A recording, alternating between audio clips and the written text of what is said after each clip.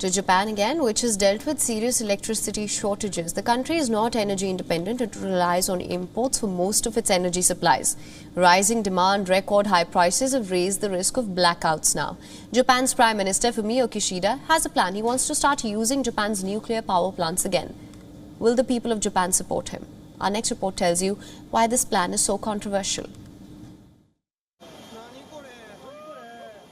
It was a disaster that shook the world.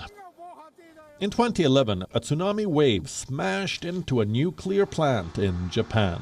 It caused the world's worst nuclear disaster since Chernobyl. Japan, shaken up by that nightmare, dialed back its use of nuclear power. 11 years after that disaster in Fukushima, a major shift is happening. Tokyo now wants to switch on all of Japan's reactors. With regards to nuclear power plants, on top of ensuring the operation of the 10 already restarted reactors, the country will fully work toward restarting those reactors across the country that have already received permission. This is a controversial policy shift. When Fukushima happened, Japan had 50 operational nuclear power reactors. 46 were switched off. But recently, some plants were turned on again. As of April 2021, 9 more reactors were put back into service. Another 14 were under review. Kishida wants to operationalize all available reactors. And he doesn't intend to stop there. He plans to build new nuclear power plants too.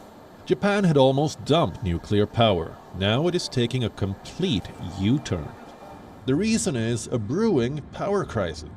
Earlier this year, Tokyo narrowly avoided a power crisis.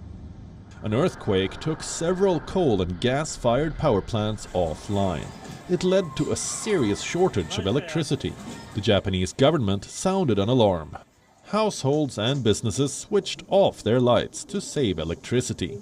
Offices sent their workers home early. The Tokyo Sky Tree Tower is the tallest structure in Japan. It went dark to save power. Tokyo was successful in avoiding a blackout, but Japan's vulnerabilities were exposed. The Japanese import most of their energy. The war in Ukraine has already made energy supplies more expensive. Now, extreme weather has led to shortages once again. In June, Japan's government was forced to make fresh appeals. They asked 37 million people to cut back on their use of electricity.